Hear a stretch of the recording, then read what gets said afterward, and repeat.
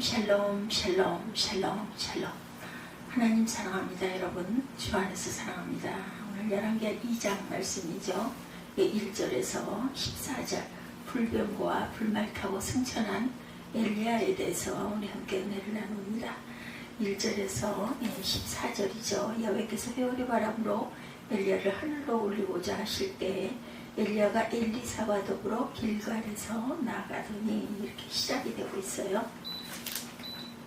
엘리야가 엘리사와 더불어 길갈에서 나가더니 엘리야가 엘리사에게 이르되 청하건대 너는 여기 머물러 야훼께서 나를 베델로 보내시느라 하니 엘리사가 이르되 여호와께서 살아계신가 당신의 영혼이 살아있음을 두고 맹세하노니 내가 당신을 떠나지 아니하겠나이다 하는지라.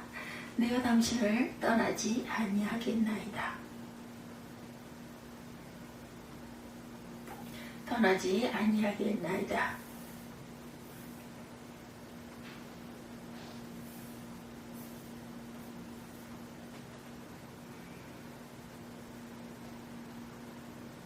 엘리사가 이르되 여호와께서 살아계신가 당신의 영혼이 살아있음을 두고 맹세하노니 내가 당신을 떠나지 아니하겠나이다 아니라. 그들이 여리고에 이르매 여리고에 있는 선지자의 제자들이 엘리사에게 나와 이르되 여호와께서는 당신의 선생을 당신의 머리 위로 데려가실 줄 아시나이까 하니 엘리사가 이르되 나도 아노니 너희는 잠잠하라. 엘리야가 또 엘리사에게 이르되 청하건대 너는 여기 머물라 여호와께서 나를 요단으로 보내시느니라 하니 그가 이르되 여호와께서 살아계신가 당신의 영혼이 살아있음을 두고 맹세하노니 내가 당신을 떠나지 아니하겠나이다 하는지라. 이에 두 사람이 가니라.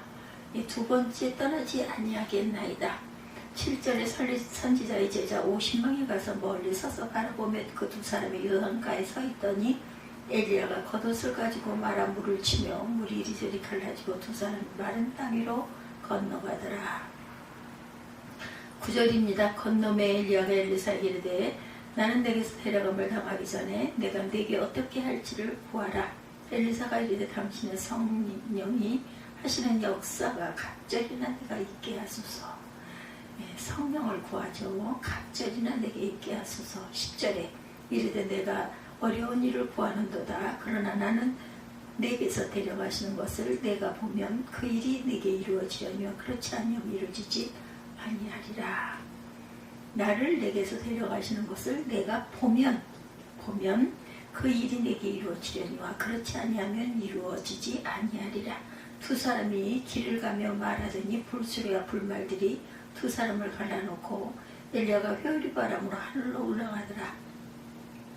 엘리사가 보고 소리지르며 내 아버지여 내 아버지여 이스라엘의 병고와 그 마병이 하더니 다시 보이지 아니하는지라. 이에 엘리사가 자기의 옷을 잡아 둘러 찢고 엘리야의 몸에서 떨어진 겉옷을 주워가지고 돌아와 요단 언덕에 서서 엘리야의 온몸에 떨어진 그의 겉옷을 가지고 물을 치며 이르되 엘리야의 하나님 야훼는 어디 계시나이까 하고 그도 물을 치며 물이 이리저리 갈라지고 엘리사가 건너가더라. 맞은편 여리고에 있는 선지자들의 제자들이 그를 보고 말하기를 엘리야의 성령이 하신 역사가 엘리사 위에 머물렀다 하고 가서 그에게 일어나가 땅에 엎드려 그에게 경배하고. 16절이죠. 그에게 이르되 당신의 종들에게 용감한 사람 50명이 있으니 청하건대 그들이 가서 당신의 주인을 찾게 하소서. 염려하건대 야훼 성령이 그를 들고 가다가 어느 산에다 어느 골짜기에 던지셨나이까 하니라. 엘리사가 이르되 보내지 말라 하나 무리가 그를 부끄러워하도록 강청함에 보내라 한지라. 그들이 50명을 보냈더니 사흘 동안을 찾되 발견하지 못하고 엘리사가 여리고에 머무는 중에 무리가 그에게 돌아오니 엘리사가 그들에게 이르되 내가 가지 말라고 너에게 이르지 아니하느냐 하였더라. 19절입니다. 엘리사의 기적이 나타나죠. 그 성읍 사람들이 엘리사에게 말하되 우리 주인께서 보시는 바와 같이 이 성읍의 위치는 좋으나 물이 나쁨으로 토산이 익지 못하고 떨어지나이다. 엘리사가 이르되 세 그릇의 숯고물 담아 내게로 가져오라 하매 곧 가져온지라. 엘리사가 물 근원으로 나아가 소금을 가운데 던지며 이르되 야훼 말씀이 내게 이 물을 고쳤으니 야훼 말씀이 내가 이 물을 고쳤으니 이로부터 다시는 죽음이나 열매 맺지 못함이 없을지니라 하셨느니라 하니 그 물이 엘리사가 한 말과 같이 고쳐져서 오늘에 이르렀더라. 엘리사가 거기서 베델로 올라가더니 그가 길에서 올라갈 때 작은 아이들이 성읍에서 나와 그를 조롱하여 이르되 대머리에 올라가라 대머리에 올라가라 하는지라. 엘리사가 뒤로 돌이켜 그들을 보고 야훼 이름으로 저주하며 곧 수풀에서 앙콤 둘이 나와 아이들 중에 42명을 찢었더라. 엘리사가 거기서부터 갈멜산으로 가고 거기서 사마리아로 돌아왔더라. 엘리야의 마지막 장면이 이런 게 2장에 나타나 있습니다. 엘리야의 마지막이죠. 그는 죽음을 앞두고 있었고 일상적인 죽음은 아니었죠. 회오리 바람을 타고 하늘로 올라가는 비상하는 죽음이었고 엘리야 시대가 끝나고 있습니다. 엘리야 이야기를 읽으면서 우리가 잊지 말아야 할 것은 지금 열왕기라는 역사서를 읽고 있다는 건 잊지 말아야겠죠. 역사를 움직이는 힘을 가진 자들은 왕이라는 권력자들이었고 모든 역사책은 권력자를 중심으로 기록이 되었고 예언자나 한 인간의 삶은 해프닝이라 단순한 한 사례로서만 등장할 뿐이다. 그러나 엘리야와 이어지는 엘리사 이야기는 분량으로 보아 어떤 왕들보다 많습니다. 다윗 왕 다음으로 많은 분량을 차지하고 있어요. 분량이 많다는 것은 그만큼 중요하다는 뜻이겠죠. 성서에 기록되어 있다는 것은 하나님이 보는 역사의 시각을 보여줍니다. 아합 왕이나 아하시아 왕이나 유다의 여호사밧 왕보다 권력도 없고 조용한 죽음이고 이 때문에 나라에 큰 변동이 일어날 것 같지 않은 한 사람 엘리야의 죽음을 하나님은 더 소중히 여기셨다는 것. 미미한 한 사람이지만 여기 하나님의 뜻이 담겨 있습니다. 그 한 사람 안에 역사의 미래가 또한 담겨 있죠. 우리가 가장 중요하게 보아야 할 것은 현재의 권력과 영광이 아니고 지금 여기서 하나님의 뜻에 부합한 삶을 살고 있느냐 하는 것이다. 엘리야가 죽을 날이 가까웠어요. 이는 엘리야뿐만 아니라 엘리사도 또 예언자 무리들도 알고 있었습니다. 엘리야는 조용히 죽음을 맞이하고 싶었어요. 그런데 그 곁에 엘리사가 조금도 떨어지지 않고 지키고 있습니다. 너는 여기 머물라 2절, 4절, 6절에 세 번이나 거절했지만 엘리사는 물러갈 생각을 하지 않아요. 엘리야의 손에 물을 붓던 사밧의 아들 엘리사는 스승을 섬기는 일을 엘리사의 죽음의 순간까지 계속하고 있습니다. 죽음이라는 것은 홀로 맞을 수밖에 없는 것이지만 그래도 혼자 죽는 것은 좀 외롭죠. 끝까지 곁에서 지켜주는 사람이 있다면 그게 복이겠습니다. 엘리야의 생애를 보면 그는 평생 혼자였던 사람이었고 처음 부름을 받아 그리 시냇가에서 시냇물이 마를 때까지 혼자 있었어요. 까마귀가 그의 친구가 되었습니다. 사르밧 과부의 집에 있었을 때도 그 과부와 아들 이렇게 셋만 조용한 피난 생활을 즐겼던 모습이 보이죠. 갈멜살 정성에서 바알 선지자들과 싸울 때 엘리야는 나만 홀로 남았다 이렇게 하소연하죠. 열왕기상 18장 22절입니다. 이세벨의 눈을 피하여 로뎀나무 아래 있을 때도 호렙산 동굴에서 하나님을 배웠을 때도 엘리야는 혼자였다라는 것. 아시아 왕의 군사 50명이 찾았을 때도 엘리야는 혼자 산꼭대기에 있었어요. 그런 것으로 보면 그 노년은 제자 엘리사를 둔 곳이 바로 하나님의 축복이었다. 외롭지 않게 했어요. 바울 평생에 디모데가 동행했던 것과 비슷합니다. 홀로 살았던 바울에게 디모데는 평생의 동역자가 되었고 그가 하나님의 일을 지속할 수 있는 원동력이었죠. 인생도 그렇지만 하나님의 일은 홀로 하기 어렵습니다. 디모데후서는 바울의 마지막 때의 모습을 실감 있게 보여주는데 바울은 디모데를 사랑하는 아들이다 이렇게 부릅니다. 내가 올 때 내가 들어와 가부의 집에 겉옷을 가지고 오고 책은 특별히 가죽 종이에 쓴 것을 가져오라. 디모데후서 4장 13절이죠. 이런 부탁을 합니다. 너는 겨울 전에 어서 오라. 디모데후서 4장 21절에 간절히 원하는 것이 보여지죠. 마지막으로 보고 싶은 사람, 편안하게 모든 것을 맡길 수 있는 사람이 바로 디모데였다. 여러분에게 평생의 동역자가 함께하는 복이 있기를 주님의 이름으로 축복합니다. 이는 또한 자신의 사역이 끊어지지 않고 계승된다는 의미입니다. 엘리사는 엘리야를 내 아버지여 이스라엘의 병고와 마병이여 이렇게 부릅니다. 12절이죠. 엘리야는 이스라엘을 지키는 병고와 마병 같은 존재였고 이 사역을 엘리사가 계승합니다. 엘리사가 죽을 때 이스라엘 왕 요아스가 와서 내 아버지여 내 아버지여 이스라엘의 병고와 마병이여 이렇게 외치죠. 열왕기하 13장 14절에 이렇게 증거하죠. 자신이 한 일이 자기 배에 그치지 않고 계승된다는 것은 큰 영광이고 축복이라는 것. 갑절의 영감을 달라고 고백하죠. 이는 엘리야의 제자가 되고자 하는 엘리사의 적극적인 노력이 있었기 때문에 가능했죠. 좋은 스승 밑에 좋은 제자가 나오기도 하지만 좋은 제자가 좋은 스승을 만들기도 합니다. 그 아무리 좋은 스승이라 할지라도 제자가 열심을 내지 않으면 그 사역은 계승될 수가 없어요. 엘리사는 엘리야의 만류에도 불구하고 엘리사와 끝까지 함께합니다. 엘리야의 수속 제자가 되고 싶은 욕망이 그에게는 있었죠. 엘리사에게는 베델과 여리고에 있는 선지자의 제자들이 엘리야가 떠날 것이라고 하며 엘리사를 만류했지만 스승은 호련히 떠날 것이고 당신은 끈떨어진 뒤움박과 같은 신세가 될 것이라고 만류했지만 엘리사는 포기하지 않았어요. 엘리야가 길갈에서 베델로 가고 베델에서 여리고로 가고 여리고에서 요단으로 가도 엘리사는 함께했습니다. 엘리야가 마지막으로 순례하는 곳은 이스라엘의 역사적인 장소였죠. 이스라엘이 요단강을 건넌 후 처음으로 진을 쳤던 길갈, 야곱의 흔적이 강하게 남아있는 베델, 젖과 꿀이 흐르는 가나안, 첫 전투의 승리의 기억에 있는 여리고, 홍해의 기적이 재현되고 있던 요단 등이었어요. 요단강을 건넌 후 처음으로 진을 쳤던 이스라엘 백성들이 진쳤던 길갈, 야곱의 흔적이 강하게 남아있는 베델, 젖과 꿀이 흐르는 가나안 땅의 첫 전투의 승리의 기억이 있는 여리고, 홍해의 기적이 재현되는 요단 등이었다라는 것이죠. 길갈과 베델과 여리고 그리고 요단입니다. 마지막으로 역사적인 장소를 보고 싶은 마음도 있었지만 길갈에서 시작하여 요단에서 마치는 한 바퀴 도는 여행길, 엘리사를 떨치려는 의도도 있었는데 엘리사는 결코 포기하지 않았죠.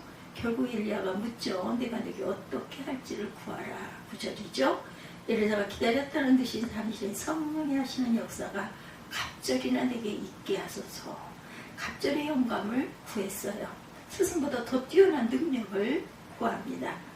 실제 나중에 엘리사의 사역을 보면 엘리야보다 더 뛰어난 능력이 나타납니다. 엘리야는 850명의 바알 선지자와 싸워 이겼다면 엘리사는 아람의 군대와 혼자 싸워 이깁니다. 엘리사의 기도를 보면 예전의 기도가 떠오르죠. 어떤 목사님이 그 기도했던 그 기도입니다. 이중표 목사님이라는 분이 계신데 이분은 기장을 넘어서 한국교회에 큰 목회를 하신 분이었어요. 별세 신앙이라고 하여서 자기가 죽고 그리스도와 함께 사는 신앙을 역설해서 큰 반향을 일으킨 분이죠. 이분이 치명적인 암으로 일찍 돌아가셨는데 그 마지막을 부목사들이 수발을 들었다고 그래요. 하룻밤을 새워가며 이분 수발을 들다가 갑자기 엘리사의 기도가 떠올랐다고 합니다.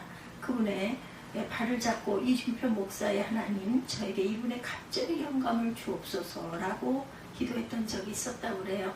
하나님 그 기도를 과연 들어주셨을까? 그러게 제가 엘리사만큼이나 간절함이 없었던 것 같아요. 그러기에는 어떤 수많은 난관이 있더라도 물러서지 않고 뒤를 쫓겠다는 결연함이 있어야 이 기도가 응답할 터인데 수많은 파리떼들을 보면서 그냥 물러서고 말았다고 그래요. 그러나 엘리사는 물러서지 않았어요. 간절했고 하나님은 간절한 엘리사의 기도를 들어주십니다. 엘리야의 외투를 엘리사가 집어들었습니다. 엘리야의 하나님 야훼는 어디 계시나이까 하며 어떻게 했어요? 스승이 했던 것처럼 똑같이 요단 강물을 치자 강이 이리저리 드디어 갈라집니다. 엘리사는 엘리야의 수속 제자로 인정되었고 엘리야의 사역과 능력을 계승받죠. 그것이 나쁜 일이 아니라면 자신이 바라는 일이라면 더 나아가 그것이 하나님의 일이라면 크게 욕심을 내야 하겠다. 난군에 물러서지 말고 쟁취하시기 바랍니다. 불수레와 불말이에요. 엘리야의 마지막 모습은 엘리사만이 목격합니다. 갑자기 엘리야와 엘리사 사이에 불병거와 불말이 나타나죠. 그리고 회오리 바람이 일어나며 엘리야는 그 바람을 타고 하늘로 올라갔어요. 엘리사는 불병과 불말을 타고 올라갔을까? 아니면 회오리 바람에 실려서 올라갔을까? 성경은 명확하지가 않아요. 불병과 불말은 탈 것이기에 일반적으로 이것을 타고 올라갔을 것이다, 이렇게 짐작을 합니다. 엘리야가 불병과 불말을 타고 올라가는 장면은 마치 그리스 신화에 등장하는 태양의 신 아폴론이 태양을 끄는 마차를 몰고 가는 것과 같았어요. 그러나 불병과 불말은 단순히 탈 것이 아니죠. 이는 엘리야에 대한 상징입니다. 엘리사는 엘리야를 이스라엘의 병거와 마병이여 이렇게 고백하죠. 12절에 불은 하나님의 상명이고 불말과 불병거는 엘리야가 이스라엘을 지키던 자였음을 상징합니다. 신명기 10장 1절입니다. 내가 나가서 적군과 싸우려 할 때 말과 병거와 백성이 너보다 많음을 볼지라도 그를 두려워하지 말라. 애굽 땅에서 너를 인도하여 내신 내 하나님 야훼께서 너와 함께 하시느니라. 하나님이 더 강한 말과 병거가 되어 이스라엘을 지키는 자가 될 것이다, 이렇게 약속합니다. 엘리야가 바알 신앙에 맞서 나라를 야훼 신앙을 지킨 이스라엘의 병거와 말이었죠. 엘리사 또한 그 사역을 계승하는데 아람 군대가 쳐들어왔을 때 그 사실이 잘 나타납니다. 아람의 군대가 엘리사를 잡기 위해 그 성을 포위했고 엘리사는 대군들 앞에 두려워하는 사환의 눈을 열어 환상을 보게 하죠. 열왕기하 6장 17절이에요. 여호와께서 그 청년의 눈을 여심해 그가 보니 불말과 불병거가 산에 가득하여 엘리사를 둘렀더라. 왕하 6장 17절이죠. 하나님의 군대가 자기에게 있으라는 두려워할 필요가 없었어요. 하나님이 지키시기 때문에. 엘리사 앞에 나타난 불병거와 불말 그리고 회오리 바람으로 승천하는 모습은 엘리사만 목격합니다. 이는 엘리야가 엘리사에게 걸었던 조건 중에 나를 내게서 데려가시는 것을 내가 보면 그 일이 내게 이루어지려니와 이렇게 답을 했죠. 그렇지 아니하면 이루어지지 아니하리라. 10절이었어요. 이런 말씀에서 유추할 수 있죠. 누구를 볼 수 있는 사건이 아니었어요. 다른 제자들은 보지를 못했다. 그래서 엘리야가 사라지자 스승이 엘리야를 찾겠다고 난리가 납니다. 17절에 우리가 그로부터 부끄러워하도록 강청함에 보내라 한지라 그들이 50명을 보냈더니 사흘 동안 찾되 발견하지 못하고 다른 제자들은 엘리야가 바람에 쓸려 어디 산속에 내동댕이 찾았을지도 모른다 이렇게 생각했어요. 엘리사는 보았고 다른 제자들은 보지 못했다. 엘리사는 다른 제자들에게 이 사실을 발설하지 않습니다. 신적 기적이 일어난 사건이기 때문이죠. 은밀함이 필요했어요. 엘리사가 보았던 것은 마치 바울이 다메섹에서 예수를 만났던 사건과 유사합니다. 바울은 부활한 예수를 보고 대화를 나눴는데 같이 가던 사람들은 소리만 듣고 아무도 보지 못하고 말을 못하고 있었다. 사도행전 9장 7절이죠. 하나님과의 만남은 눈이 열린 사람만 볼 수 있습니다. 이것이 신앙의 신비고 기적입니다. 세상은 보지 못하지만 신앙인들은 믿음의 눈이 열려 그 환상을 볼 수 있다는 것. 우리 인생을, 우리 교회를, 우리 나라를 지키시는 분은 하나님이세요. 이 영적인 눈을 가질 수 있기를 주님의 이름으로 축복합니다. 눈이 열려 불병과 불말을 볼 수 있기를 바라요. 이 눈을 가진 자는 두려워하거나 결코 물러서지 않습니다. 이 눈을 가진 자는 편안할 수 있다. 엘리야는 죽지 않고 하늘로 올라갔어요. 그는 죽지 않았기에 영원히 이스라엘을 지키는 불병거와 불말이 됩니다. 하나님은 엘리야를 이스라엘의 영원한 수호자로 만들기 위해 그를 승천시켰고 그래서 위기 시에 이스라엘 백성들은 엘리야의 출현을 늘 기다립니다. 말라기 4장 5절입니다. 보라 야훼의 크고 두려운 날이 이르기 전에 내가 선지자 엘리야를 너희에게 보내리니 그가 아버지의 마음으로 자녀에게로 돌이키게 하고 자녀들의 마음을 그들의 아버지에게로 돌이키게 하리라. 이렇게 증거하고 있어요. 광야의 사람 세례 요한이 엘리야로서 왔어요. 모든 선지자의 율법이 예언한 것은 요한까지니 만일 너희가 즐겨 받을진대 오리란 엘리야가 곧 이 사람이니라.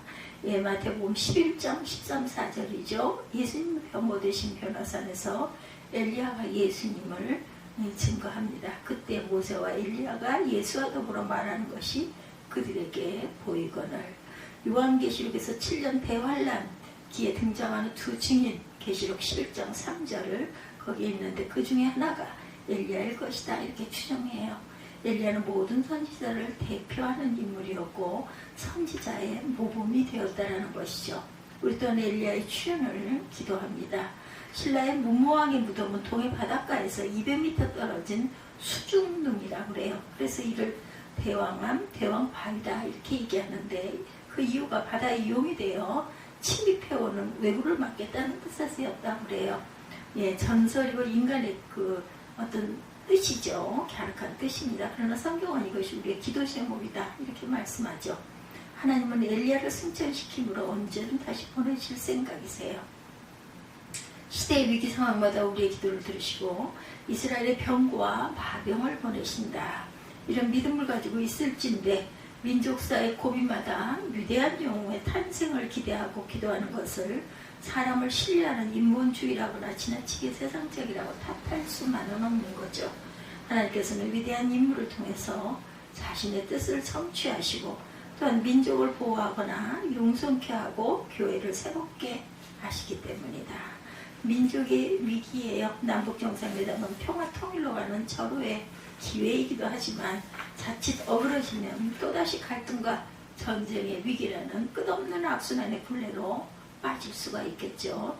엘리야 같은 정치 지도자의 출현을 간구합니다. 교회도 위기예요. 위기인데도 이 위기를 타개할 영적 리더십들이 부재하고 있습니다. 차세대 리더십으로 기대했던 목회자들은 다 걸려서 넘어지고 맙니다.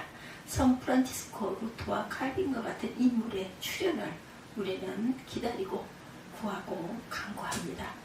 그리스도께서는 엘리야와 같은 사람을 보내어 그 일을 이루어 주실 줄 믿습니다.